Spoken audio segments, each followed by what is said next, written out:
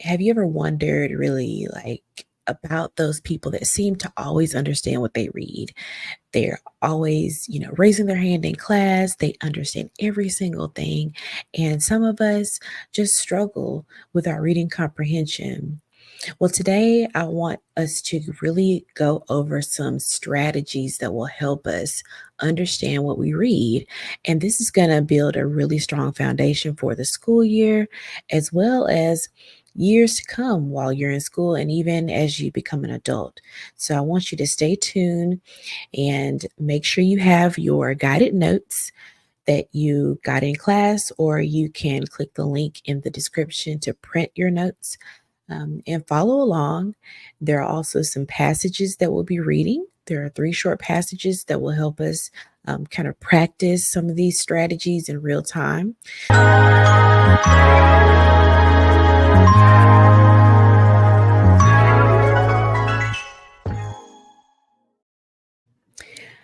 Alrighty, so how to read between the lines.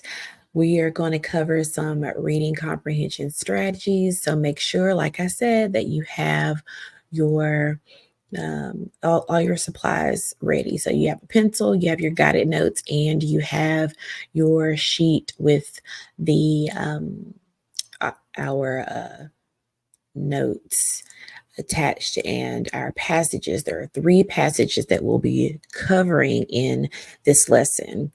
All right, so next, I want us to make sure we have our learning objective understood. So by the end of this lesson, you should be able to find a clear and hidden meanings in a text, pick out important ideas, make logical guesses, also known as inferencing, and summarizing and paraphrasing parts of the text. These are just kind of like the four pillars of really understanding what we read. So I want us to make sure that you are filling in the blank if you have those blanks in your notes. Okay. Alrighty, so let's take a look here. Let's go to our next slide. All right, so now if you were live in class, we took about 4 minutes to do this. I want you to look at the mysterious box passage. So get that out, and I want you to read the passage silently, and I want you to think about what you notice and what you wonder. Once you think about those things, you write them down in your notes and you can share them with a partner. All right. So, again, we're looking at the mysterious box. So, here's the story. I'm going to read it out loud just so you can have it with you. Okay. So, during one of the last warm days of autumn, Sarah noticed something odd in the corner of the attic. She had been helping her grandmother clean up the old dusty space when a small wooden box caught her eye. Unlike the other objects in the attic, which were covered in dust, this box looked as though it had been recently handled. Its polished surface gleamed in the soft sunlight that filtered through the tiny attic window.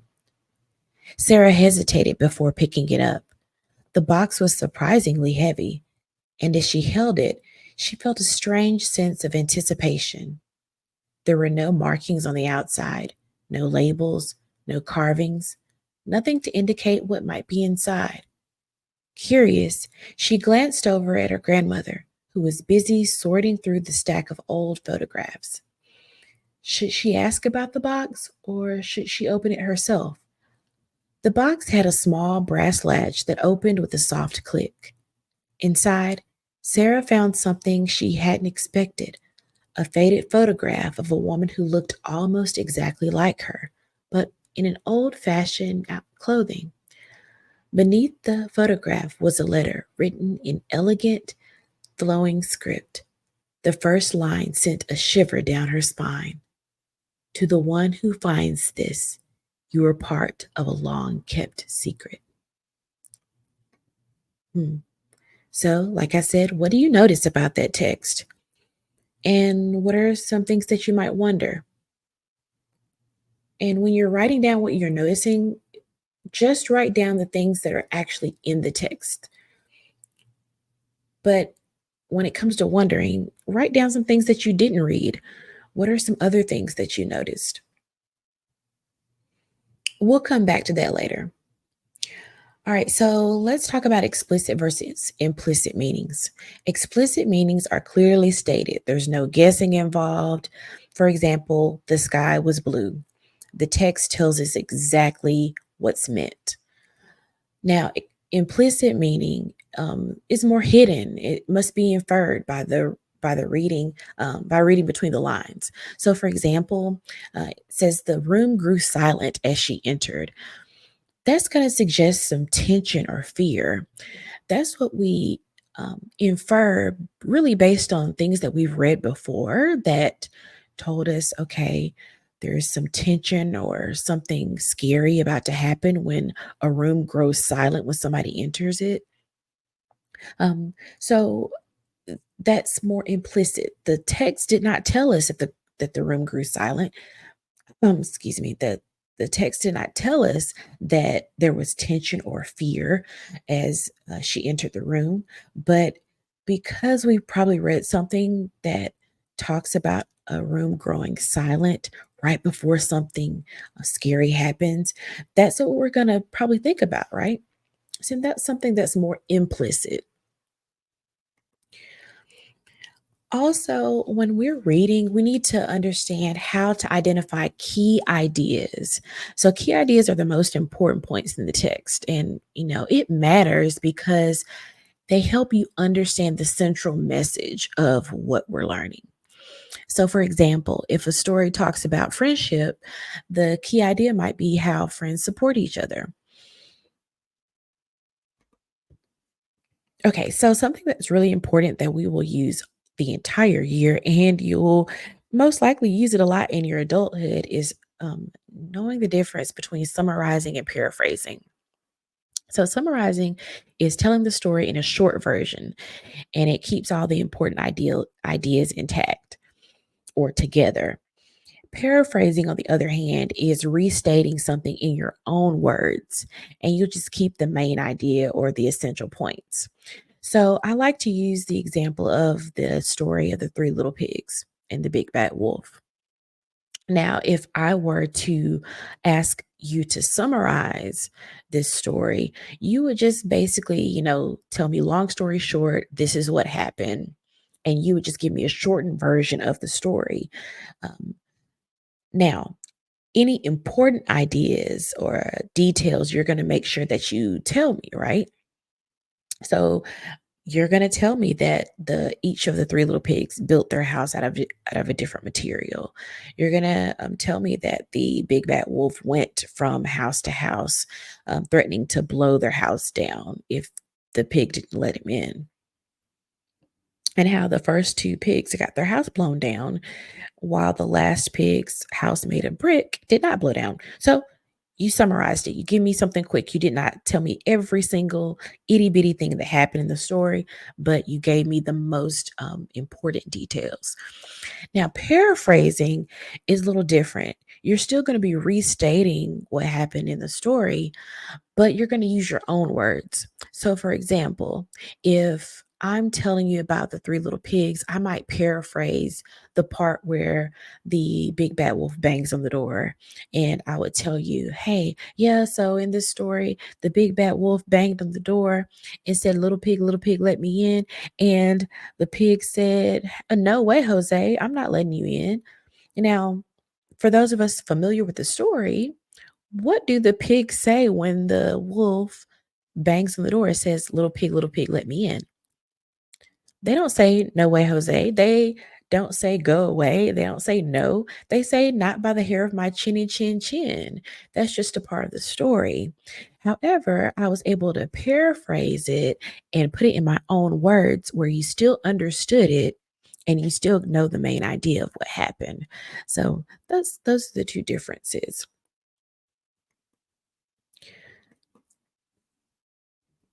And of course, here I say, sometimes you can say, "Oh, not in a million years." No, the pig didn't say that, but it essentially means the same thing as not by the hair of my chinny chin chin. Okay, so let's look at another example and read this short passage. And let's think about summarizing it versus paraphrasing it. Okay, so we'll read this together. The old library was a quiet refuge for Emily. Every day after school, she would escape the noise of the world and lose herself in the pages of a book. The scent of aged paper and the soft creak of the wooden floorboards made her feel at home. Here, she was not just reading stories, she was living them. All right, so we read this short passage, and let's think about how we would paraphrase it versus summarize it. All right, so let's look at the paraphrase. If I were to paraphrase this, I might say something like Emily found peace in the old library after school each day. The world's chaos faded away as she immersed herself in books. The smell of old books and the creaking floors gave her a sense of comfort, making the stories feel like her own experiences. And then their summary would be Emily found comfort and peace by reading in the old library after school. Now, notice how paraphrasing is about the same length as the original passage. Now, that's because we just put it in our own words. We still kept those important details intact to make sure that that the mood that was created by the author's tone um, was held together, right? Summary, you still got the gist or the big idea of what's going on. Emily found comfort and peace by reading in the old library after school. I didn't get any other details, but I still know the main idea of what happened. Okay, let's continue. So, next, I'm going to show you an example of how to annotate the text for explicit meaning, implicit meaning, key ideas, and inferences. Let's look back at the first passage that we read, the mysterious box. We're going to look at that again.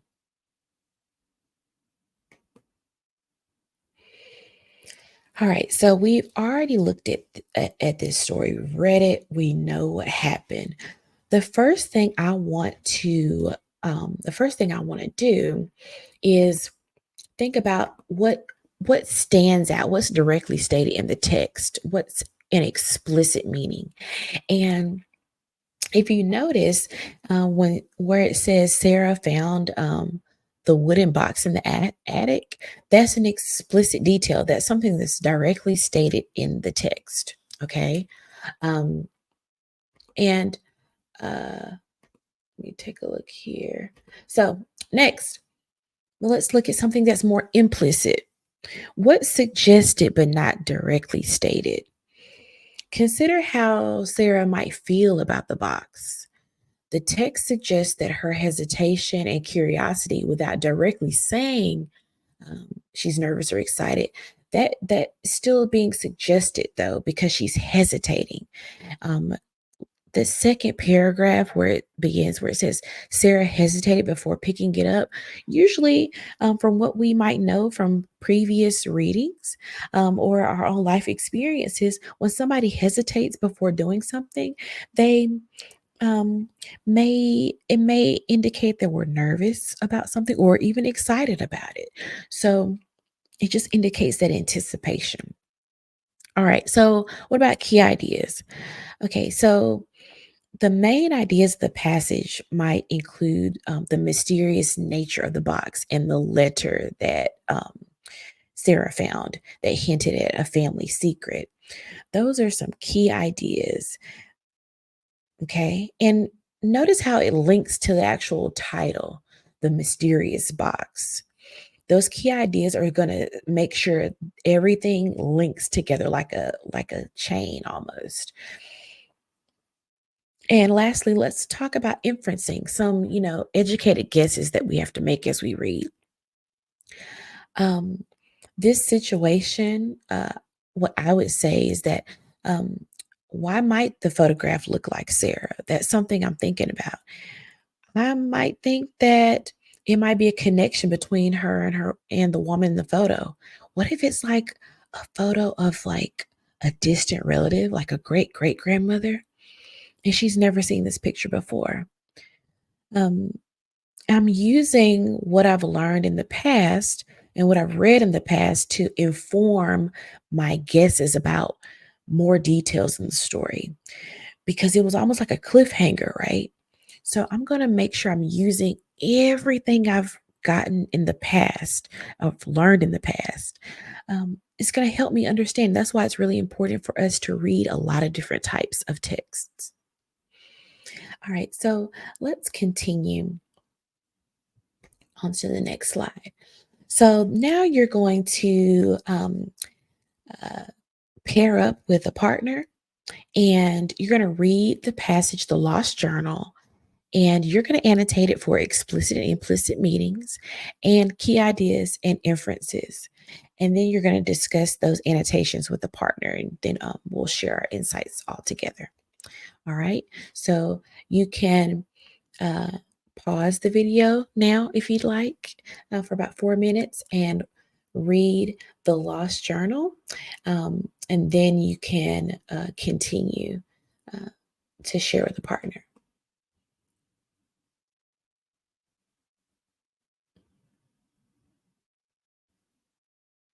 All right. So I take it since you've unpaused the video now that you have annotated your text on your paper that you have. So let's think about this. Okay, the Lost Journal. The first thing you need to annotate for is explicit meaning, something that's directly stated in the text. So something that you could um, annotate for is where it says Alex found an old leather journal in an abandoned house. That's explicit. It tells you exactly what happened, right? It's right there in black and white. Now, implicit meaning. What do we have there? An example could be what we might infer from Emily's last journal entry.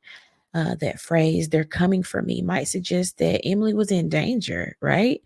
And though the exact nature of that threat is not explained, when we read something, they're coming for me, you're going to think, like, whoa. In the past, when somebody says someone's coming for them, they're probably in trouble or in danger, right? Right. All right. So, next key ideas. The central idea is going to revolve around this mystery of Emily's sudden departure and the contents of this journal, right? And remember, those key ideas, they're linking directly to that title. That's going to help me out and help me understand, okay, these are all key ideas in the passage. It's also connected and related to my title. Inferencing is that you might infer that Emily was trying to escape from someone or something, and that her quote unquote great journey was more than just a physical trip. It might have been a quest for some type of safety or freedom. So you see how, like, wow, there are so many different things that might come into play, right? When you're reading, you just need to pull from all that previous knowledge that you have from your life and from other books that you've read.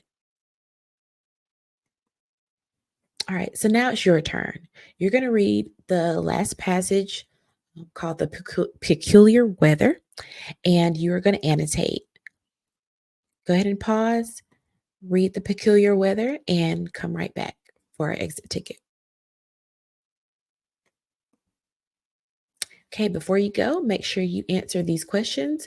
Make sure you know the difference between explicit and implicit, and that you know the key ideas to support the central message of a text.